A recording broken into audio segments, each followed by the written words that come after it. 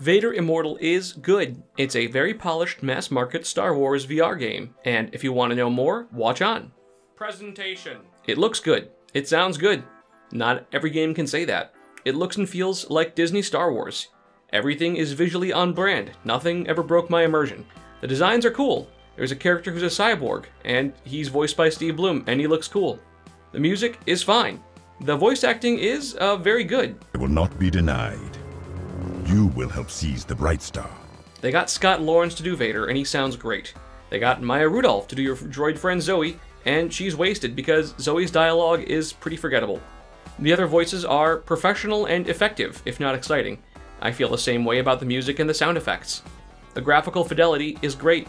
I had no hiccups and no crashes playing on an Oculus Quest 2.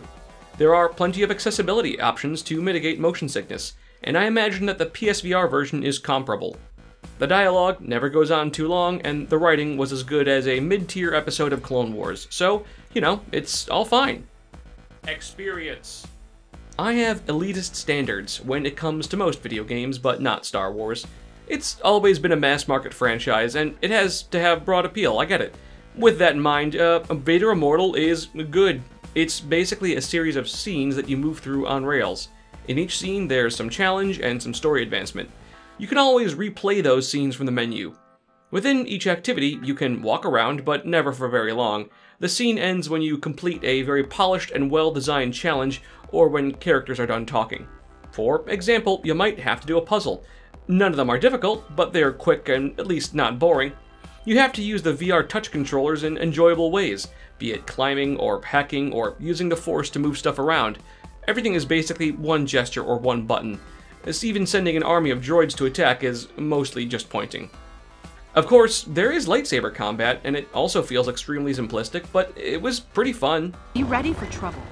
It was also barely used at all. None of the mechanics are really repeated, which is not bad because I never had time to get bored. The pacing itself is breakneck.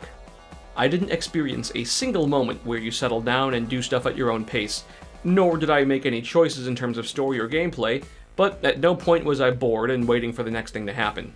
There are moments of quiet reflection, and those don't go on too long. In short, the gameplay is light, but at no point did I ever wish I was doing something else.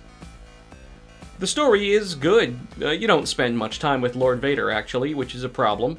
You're a chosen one, you got some Force powers, Vader needs you alive because you want some magical artifacts, and they're dangerous artifacts. Whenever you're actually doing that stuff, it is pretty fun.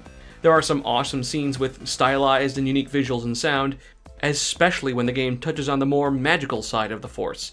I really liked being in those environments, and just looking around was really cool. It would only work in VR. But the game, like I said, unfortunately separates you from Vader for long stretches of time. They say that distance makes the heart grow fonder, but that pacing just doesn't make interacting with the Dark Lord satisfying. It unfortunately makes him kind of distant. Conclusions. All of my issues with the game come from a place of affection. The game is playable by anybody, and I respect that. Any Star Wars fan can play this, even if they've never held a controller before. In that way, it's a lot like an attraction at a theme park or a children's museum.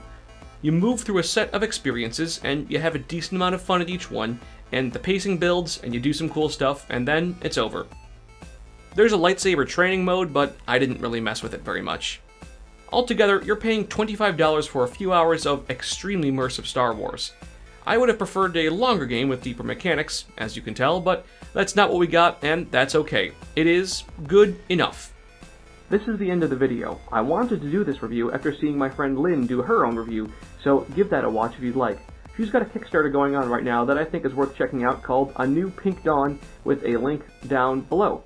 I would really like to hear what you would do for a licensed VR experience, so leave a comment if you think you've got a better idea than Vader Immortal. Thanks, and goodbye.